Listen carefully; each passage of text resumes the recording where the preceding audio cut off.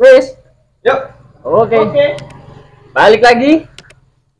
Malam yang syahdu. Hujan-hujan dingin-dingin. Mari kita ngobrol sus. Ngobrol kosong perihal suka-suka. Oke, malam hari ini alhamdulillah di malam yang sangat syahdu. Kita pada malam hari ini kedatangan seorang, ya bisa dikatakan salah satu teman dari owner koncoku juga yang beliau kurang lebih nanti menjadi teman ngobrol saya untuk hari ini, khususnya malam ini, yang bisa dikatakan nggak terlalu kosong-kosong banget nanti harapannya sih, Mudah-mudahan. harapannya. Tapi ya kembali lagi pada teman-teman semua, pada pendengar, pada penonton, dan pada masyarakat luas, gimana sudut pandang Anda menilai obrolan kami pada malam hari. Oke, mungkin sedikit banyak dari Anda bertanya-tanya siapakah bintang tamu kita pada malam hari ini. Oh, bukan bintang tamu deh, bintang tamu ini kayaknya wis Temen ngobrol. Oh iya, siapakah Teman teman ngobrol. ngobrol saya pada malam hari ini? Langsung saja, apa? Yaitu Mas Basri. Oke, Mas. Halo teman-teman. Sehat? Alhamdulillah sehat walafiat luar biasa.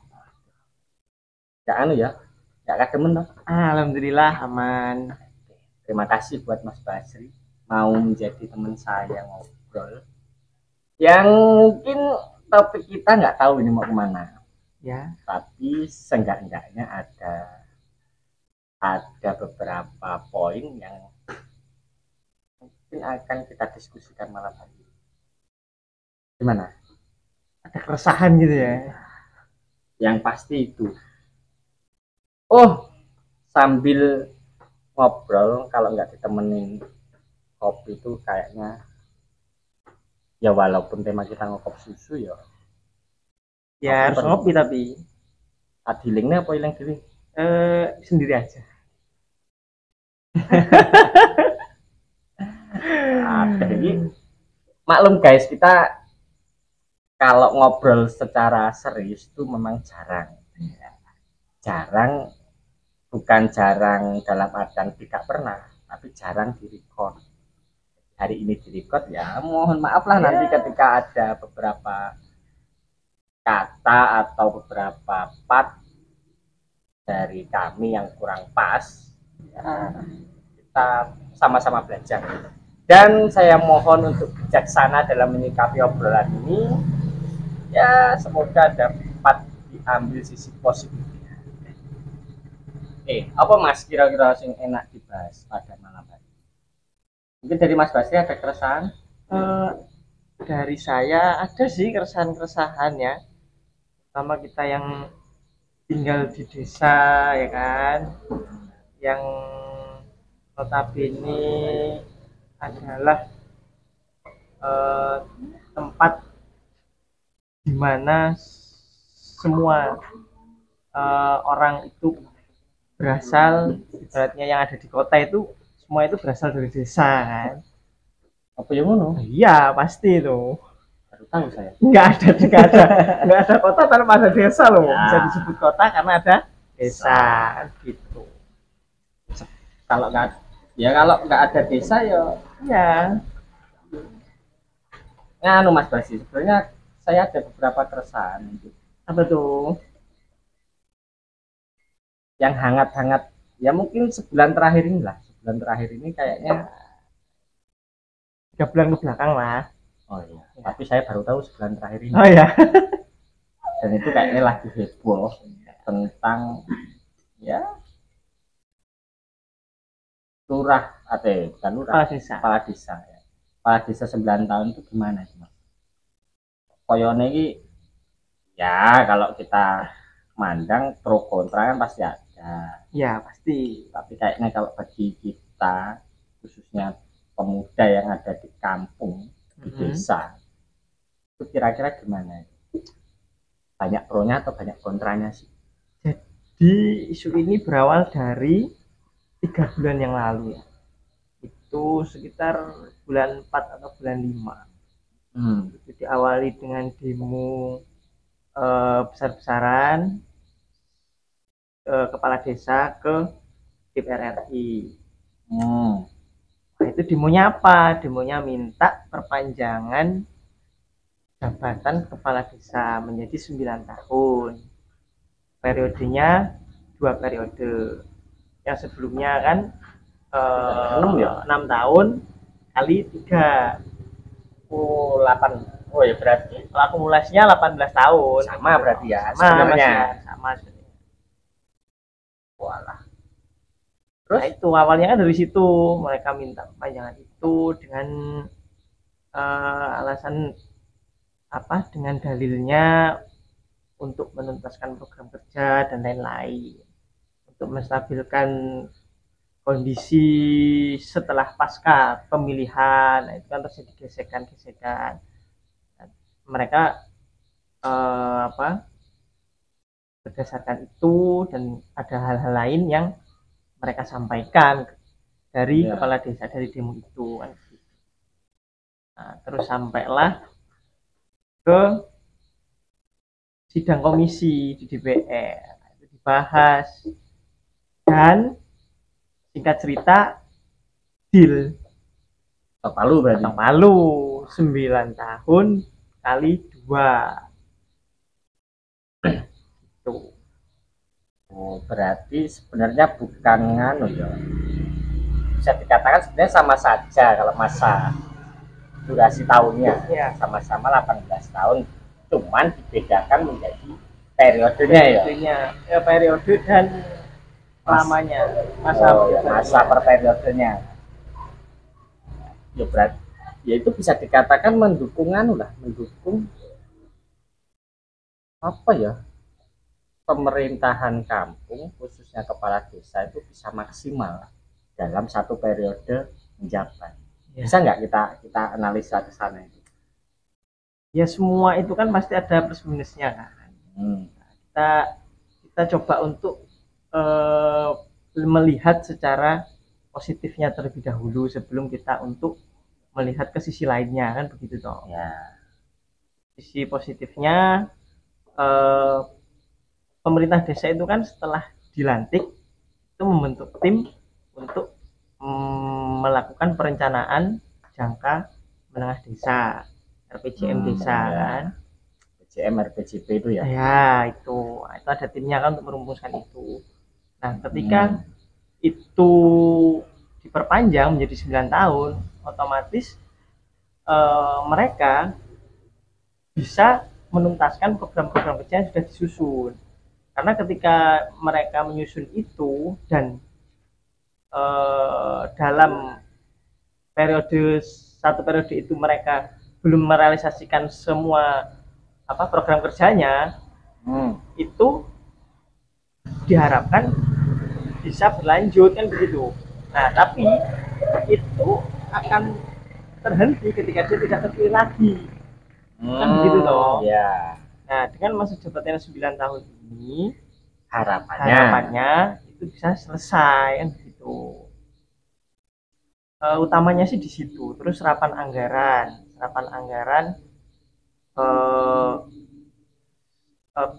biar lebih maksimal gitu loh.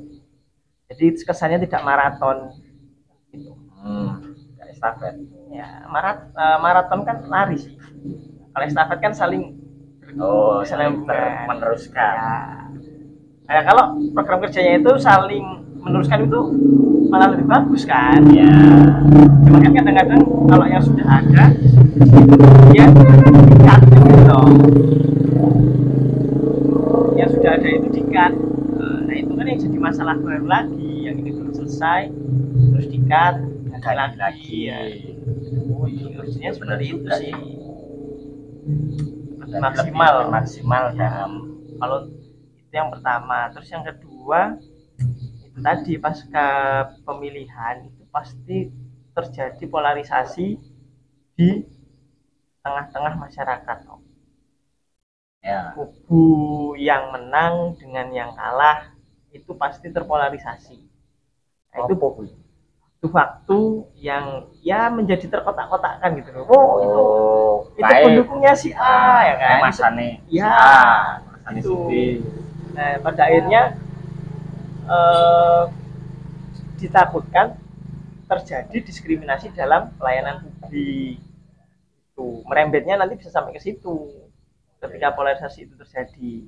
Wah, kayak uang kuat ya, harus ngapain ya KTP bayar ditakutkan kan seperti itu. Oh iya juga ya. Wah, bahaya juga wing.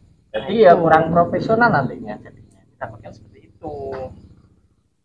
Dan itu kan membutuhkan waktu yang lama untuk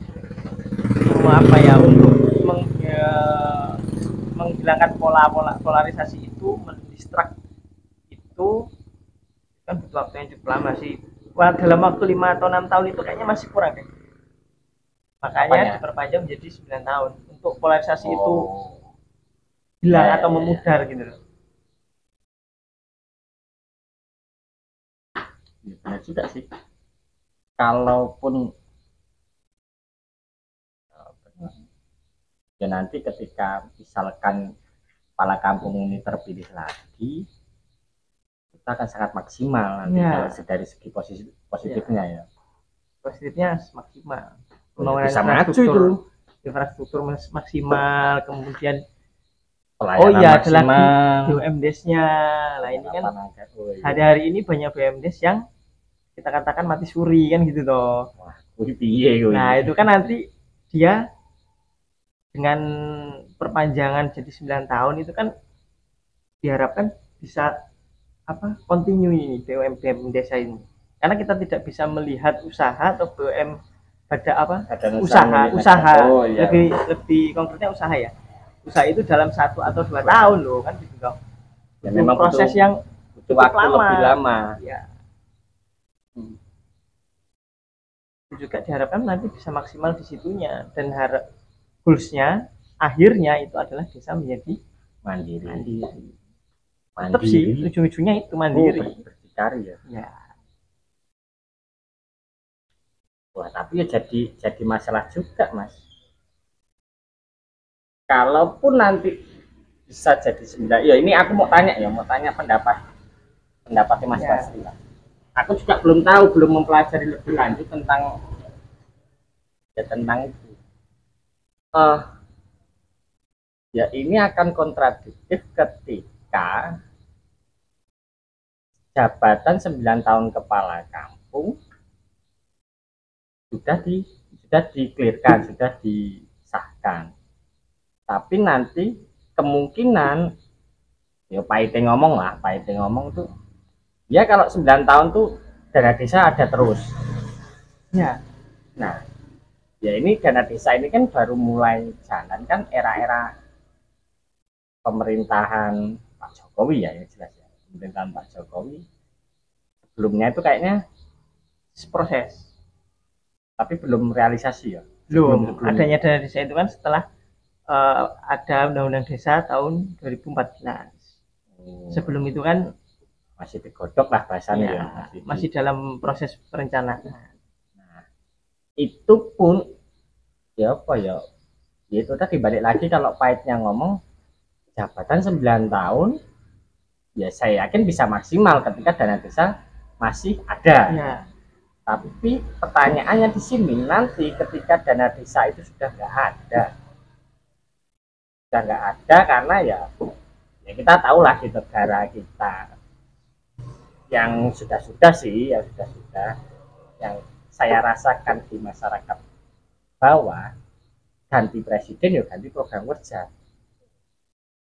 ya ada yang diteruskan tapi kalau untuk sekarang ini kayaknya ya continue lah masih tapi biasanya cuma diganti nama aja takutnya ya apakah akan efektif nanti ketika 9 tahun tapi dana desa stop ya menurut sampai ini. Jadi ini kekhawatiran yang lain ketika dana desa diberhentikan. Ya. Nah itu kembali lagi ke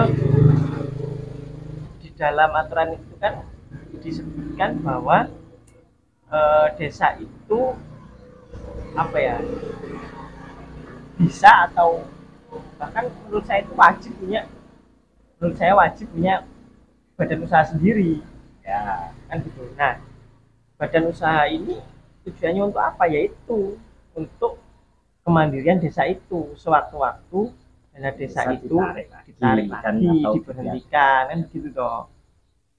Karena di Jawa itu sudah ada beberapa desa yang menolak untuk diberikan dana desa. ya karena mereka sudah Ya karena mandiri sudah lah mandiri bahasanya. dan omsetnya dalam satu tahun itu miliar-miliaran loh kan gitu. Awalnya dari mana? Ya dari BUM desa itu, dari dana desa itu. Itu kan luar biasa sih kalau menurut saya, sampai dia menolak untuk diberikan dana desa. Itu pencapaian sangat luar biasa sih. Ya mudah-mudahan kampungku bisa, ya harapannya ke depan loh, harapannya ke depan bisa Ya. mandiri dari tidak tergantung dengan dana desa lagi. Ya namanya proses ya. Makanya kayak kemarin di sidang itu, dan asas dalam pengelolaan BUM desa yang hari ini itu kan kekeluargaan. Ya. Nah, ada caleg DPR RI, bukan caleg sih, anggota Dewan RI yang dari Lampung itu seingat saya, itu Muklis Basri. Sama nih. Bapak sampean Bapak?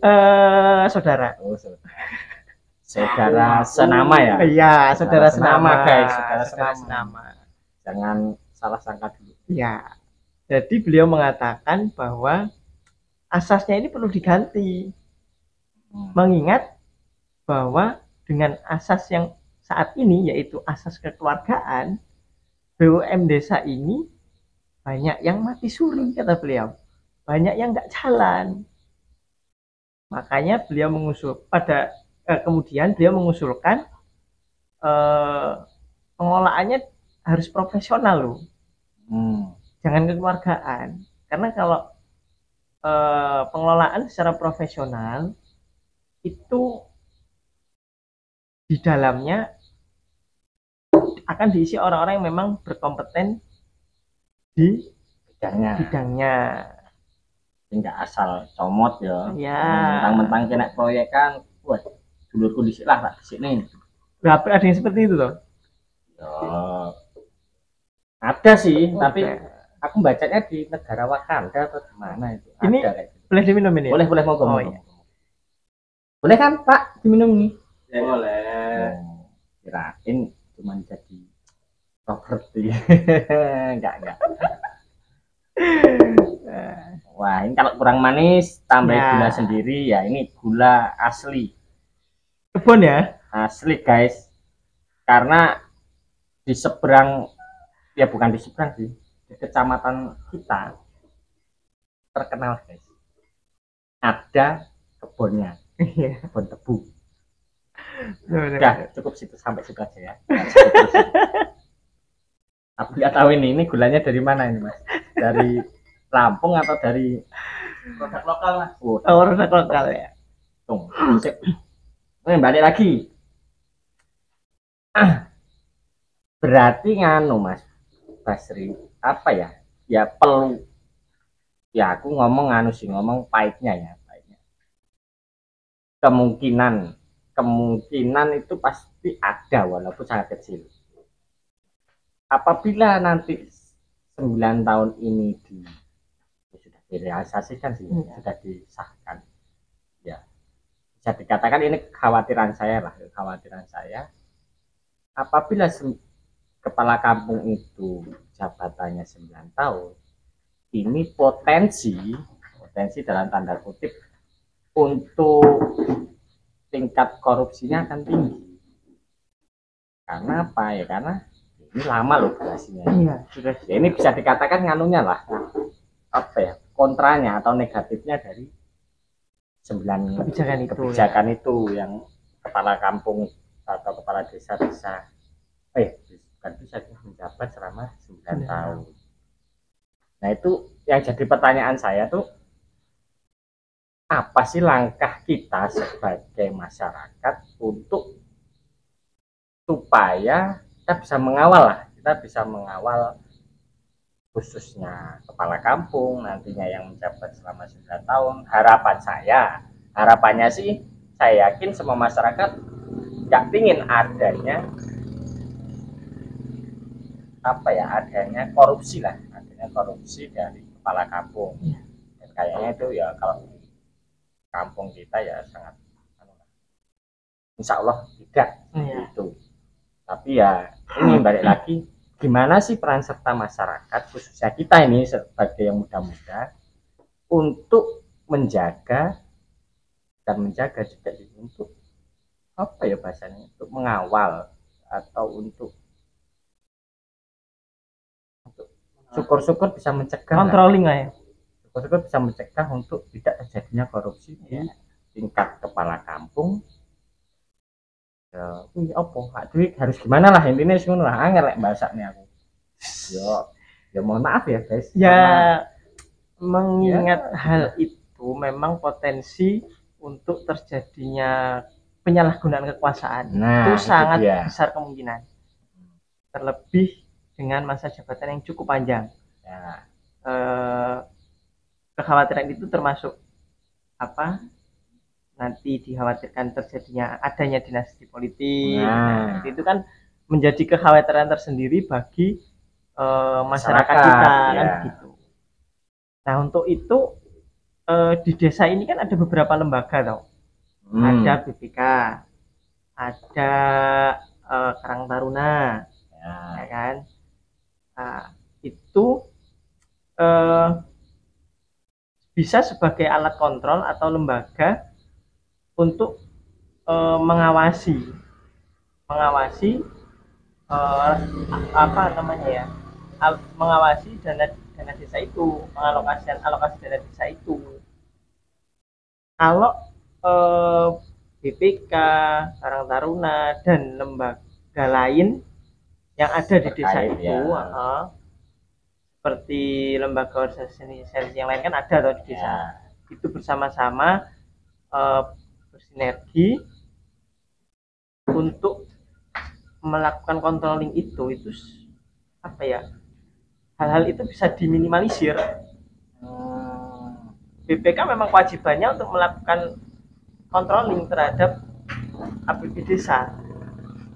Berarti kan ya punya kewenangan untuk apa ya, istilahnya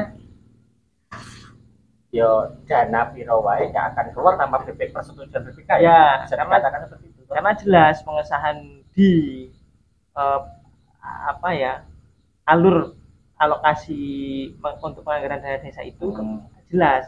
Kalau nggak ada tanda tangan ketua BPK nggak sah, itu nggak bisa cair tuh dana desa itu. Nah peran yang cukup vital ini kan sangat apa ya, sangat bisa untuk melakukan itu, melakukan pengawasan, melakukan kontrol sangat terbuka toh, dan itu memang jelas adanya BPK itu jelas kan begitu. Terus ke Karang Taruna ini lembaga plat merah kan begitu, yang dasar hukumnya adalah peraturan Menteri Sosial, Permensos ya, bukan apa kemudahan itu kan ya. Itu bisa juga untuk melakukan kontrol itu, kontrol terhadap pengalokasian dana desa itu, kontrol yang kekhawatiran tadi bisa. Secara legal Karang Taruna itu bisa loh minta apa namanya, kayak laporan APBD desanya itu, kayak semacam SPC-nya ya. Itu boleh secara legal karena jelas ini sinergi ya, sama-sama punya pemerintah, dan peran pemuda bisa masuk lewat situ ya untuk mengawasi. Betul sekali. Adanya kecurangan kecurangan sih kemungkinan. Oh ya, adanya kemungkinan untuk penyelewengan anggaran. Iya. Itulah pasal. halusnya. Ya, tinggal itu bekerja sesuai dengan harapan kita atau tidak, kan begitu toh. Tapi ya kayaknya nganu sih Mas Tasri. Apa ya, nggak semua kampung atau desa itu kan Sadar. pemudanya sadar akan hal itu. Ya, ini ya mungkin yang masih banyak lah, masih banyak di kampung-kampung lain se-Indonesia ini, nggak kita ngomong lingkup kecil, kayaknya masih banyak kampung-kampung se-Indonesia ini yang apa ya, pemuda-pemudinya belum sadar akan Peran itu. nah, peran controlling itu tadi, peran pengawasan bagi dana desa. Nah, tapi apa ya, yang seharusnya bisa mencerdaskan pemuda itu siapa sih Mas? Wah, ini rada abot sih, tapi itu jadi keresahan saya selama ini. Ya, Kayaknya apa ya, terkesan tuh kan pemuda harus belajar sendirilah bahasanya toh. Harus belajar sendiri, ya harus otodidak lah untuk mencari informasi atau apa ya. Ya gue pelajaran tentang dana desa itu harus diawasi, upaya-upaya pengawasan itu harus seperti apa. Kayaknya tuh nggak ada yang bahasanya nggak ada yang ngajari lah, ya. SKS sih like kuliah itu ya nih. Itu sebenarnya itu peran siapa sih? Itu saya masih tanda tanya. Ataukah peran kampung, pemerintahan desa itu sendiri, atau ada peran dari kementerian-kementerian lain? Apa kayak ya setahu Mas Basri aja lah, kalau memang tahu ya bisa sebenarnya peran untuk itu ini kesadar atau tidak sadar kan ya? Ya. Lagi-lagi soal sebenarnya kita mau nggak sih? Tinggal kita mau milih sadar apa enggak gitu loh. Kalau kita mau milih untuk sadar, kesadaran itu kesadaran akan peran itu bisa didapatkan hari gini banyak kan, bisa dari media online, ya, dari internet, ataupun lembaga di atasnya. Nah, karena internet kan berjenjang, bisa dia misalkan mengadakan apa ya, semacam seminar gitu ya. Ya, pelatihan.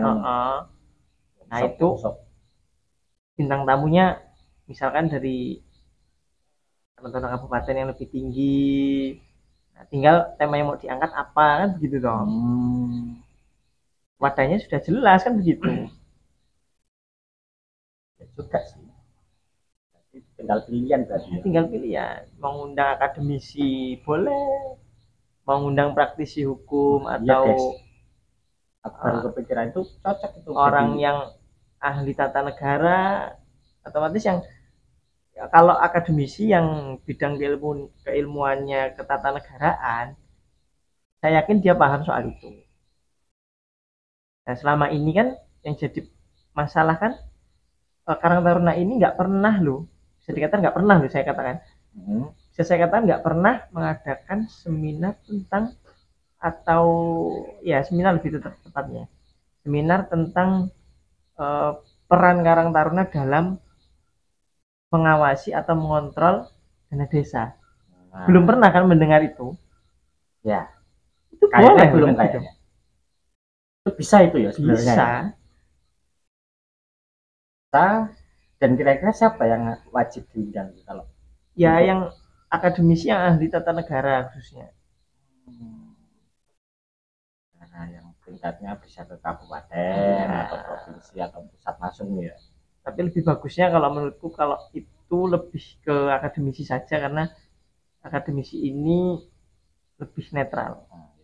Istilahnya kita belajar lah ya, belajar ya. Woi, iya itu bener. Karena nanti kan di situ forumnya nanti forum akademis jatuhnya kan begitu.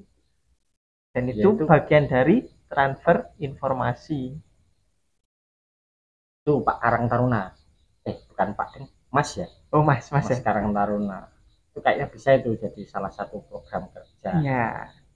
Ya untuk ke depan lah, untuk meningkatkan SDM atau meningkatkan ya pemahaman dari para pemuda-pemuda kita, khususnya yang ada di kampung kita ini, itu perlu poin penting nanti akan saya ingatkan Anda. Weh, terima kasih Mas Besi itu, weh, saran yang sangat bagus itu. Aku nggak kepikiran ya kebian ya. Selama ini kan hanya terbatas ke pengadaan alat olahraga gitu aja. Masih sebatas nganu sih ya, masih sebatas ya seperti itulah. Kalau dibahas terlalu dalam ya nggak enak juga, nanti kita mending kapan waktu Pak Karang Taruna lagi kan Mas Karang Taruna, besok mampir kita undang, kita ngobrol-ngobrol seperti ini terkait Karang Taruna. Saya juga masih penasaran sih, Apa itu? penasaran untuk Karang Taruna kita nih bisa sampai yo, ekspektasi saya tinggi nih pada Karang Taruna. Karena apa ya, karena ya salah satu-satunya wadah yang bisa menampung banyak anggota yang dibiayai elemen atau didanai oleh negara. Kan? Sayang kalau nggak dikembangkan, nggak dimaksimalkan perannya gitu loh. Itu sangat cocok itu. Kalau SDM sudah naik grade-nya, pola pikirnya sudah berwawasan, fungsi itu akan nanti berjalan dengan nanti tinggal ke ekonominya pasti akan naiklah harapannya. Itu bertumbuhnya apa ya, pola pikir, ekonomi naik terus karena pola pikirnya bukan berganti sih, pola pikirnya bertambah atau sudut pandangnya banyak. Kalau apa, filosofi itu kan ada satu masalah itu ada alternatif untuk menyelesaikannya kan gitu. Betul. Iya sih. Cara berpikir, kalau kata Pak Faiz itu, cara berpikirnya orang pintar itu dia punya lebih dari satu jawaban untuk menghadapi pertanyaan. Itu saya percaya. Karena apa? Karena solusi lebih banyak daripada masalah. Satu masalah banyak solusinya. Tinggal mau pilih yang mana. Mungkin poinnya. Obrolan sini poinnya cuma seperti itu. Waduh. Menarik. Ya, apa sih ya? Itulah balik lagi ke peran serta, memang peran serta masyarakat sangat diperlukan, terlebih lagi pemuda ya. Pemuda yang energinya masih sangat banyak, apalagi yang masih legan-legan itu, yang belum berkeluarga itu kan kayaknya ini masalah baru ini. Kalau mau ya itu harus apa ya? Ya kebiasaan teman-teman yang masih legan ini harus ya gimana caranya untuk dirangkul supaya dunia atau darah-darah muda ini kampung ini akan hidup oleh pemudanya. Kalau pemudanya pikirannya maju, pola pikirnya maju, sudut pandangnya maju, wawasannya maju, insya Allah kampungnya akan ramai dan akan berdikari. Itu tujuannya kan. Saya sepakat akan hal itu. Tumben Anda sepakat dengan saya. Apa ya?